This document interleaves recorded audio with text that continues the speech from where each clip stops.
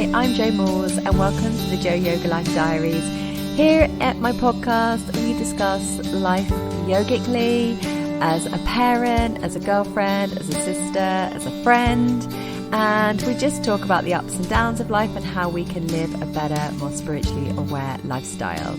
I'm a Kundalini yoga teacher, a children's yoga teacher, a mama, and I'm the founder of the Kundalini Connections online yoga studio.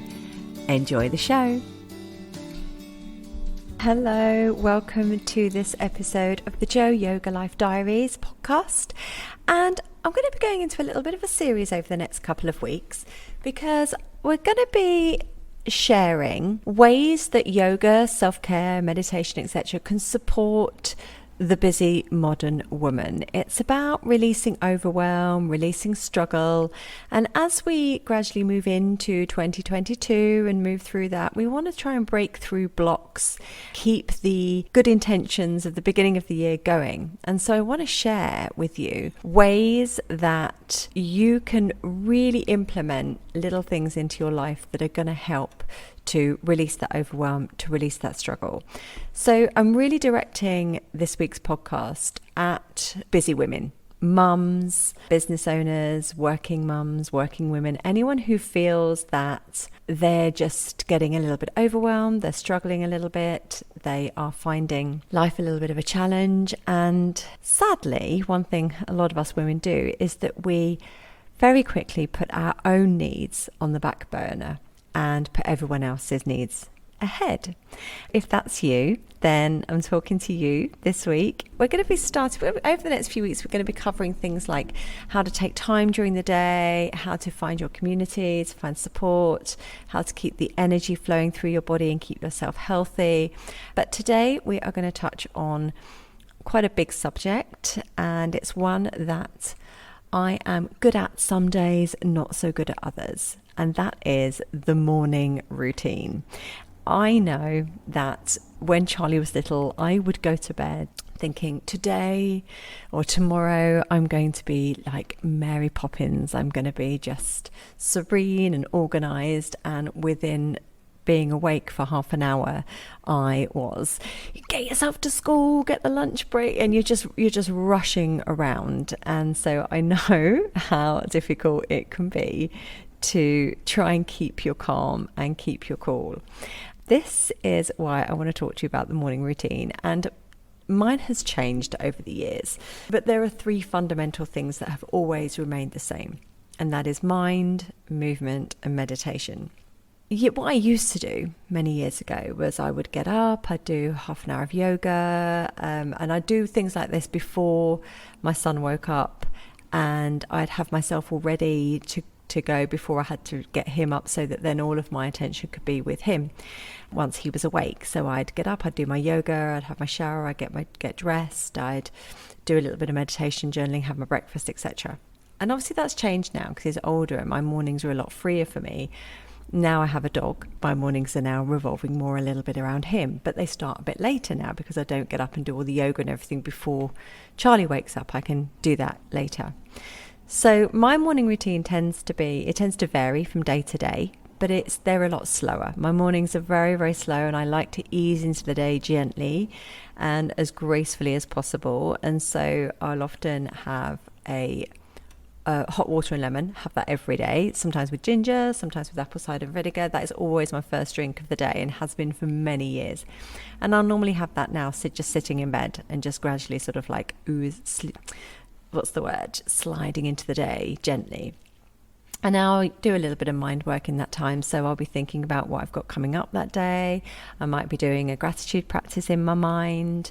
I might switch on the telly and watch a YouTube, something inspiring though, something like Oprah or Wayne Dyer or Gabby Bernstein, or just something that's going to, remind me of what's important today. So I'll watch something inspiring on YouTube. Then I'll get up, make Charlie's lunch, spend a bit of time with him, then get wrapped up and get outside and take the dog for a walk.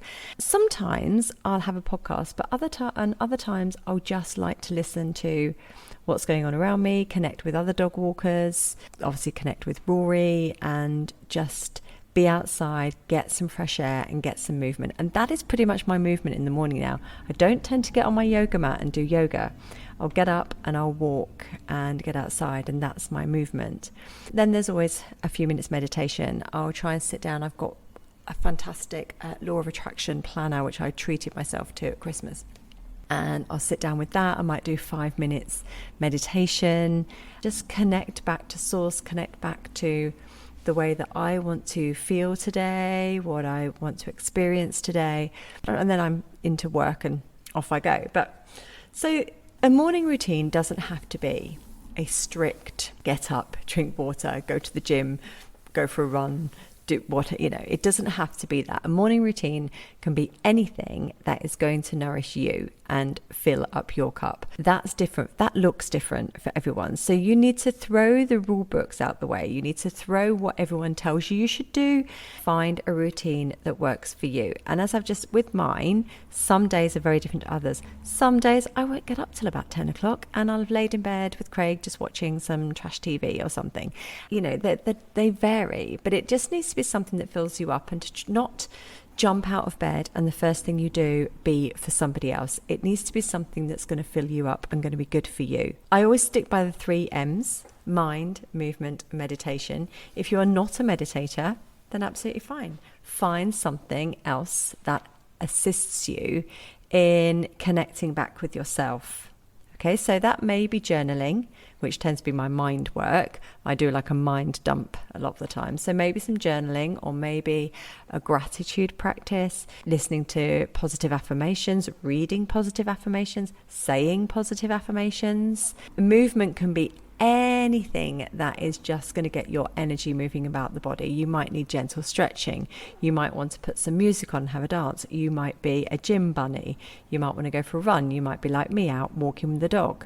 Any kind of movement that is going to move that energy in your body. If you are particularly stiff, I'm just going into the menopause and I wake up and I can barely move my ankles. It's, the body has gone so stiff. You might need some very gentle stretching. You might need some ankle circles, some wrist circles. You might need to dance. You might need to walk. Whatever movement fits your body and makes you feel good is what you need to do. Koya. Have you ever tried Koya? Koya is amazing. It's like a spiritual dance. It's the dance that makes you remember, I think, is the tagline. And if ever you can get into Koya, that's Qoya. I love it. Koya. And sometimes I might feel like that, and sometimes I might feel like some Zumba, or sometimes I might feel like just doing a gentle flow on the yoga mat. Okay, you do whatever movement fills you up. And starting the day in this way, it gives you an opportunity to reconnect back to yourself. So whether, in your mind section, you're finding out what's important for you that day. We're trying to get rid of all the shoulds and just what feels good. With the meditation, that again allows you just to check back in, even if it's just 2 minutes of sitting silently and just breathing. That's all it has to be. Let's get rid of the expectations here, and let's just do these little practices that are going to 100%, and I mean that 100%, improve your day. So a little bit of meditation, whether it be 10 minutes, whether it be 5, whether it be 2 minutes, a little bit of meditation and that movement. Whatever you need to do that's going to move that energy in the body, that's going to assist you. You add into these anything that's like, if you're somebody who needs a cup of tea to have a little look at the news, fine. If you're somebody who needs a glass of orange juice and likes to be outside and see the sunshine, fine. Whatever, it's your morning routine, but it needs to be something for you, something that sets you up, not jumping out of bed and straight away getting stuck into work or getting stuck into doing something for the family. Okay, your morning routine is about you, and even if it just takes 10 minutes, 3 minutes for some movement, 3 minutes for some mind work, a 3-minute meditation, fantastic. That's all it takes. I challenge you for the next week to take a minimum of 10 minutes to do something just for you. Get your morning routine down. Get your morning routine important. This is valuable self-care. And as I always say, self-care is not selfish. It is the most selfless thing you can do, because you cannot serve or help anyone when you are depleted. You would never go on a car journey without making sure that you had all of the fuel you need, to make sure the tyres are in good nick, to make sure your car's MOT, to make sure it's going to get you there.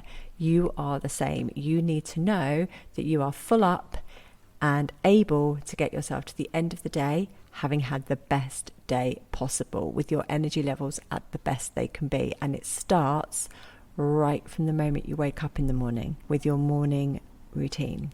So for the next 7 days, have a little practice, see how it goes. No expectations, but I do want the intention to be there. Make sure you've got the right intention, and let me know how your morning routine goes. And I'll be back next week, and we're going to be discussing how you can take some time during your day. And I promise you, even doing your morning routine is going to mean that you are more productive at work. It's going to be you're calmer and you have better mental clarity, which means that it's actually going to save you time throughout the rest of the day. And what you're going to do with those little bit of extra time, and how it's going to charge you up even more. I'll see you next week.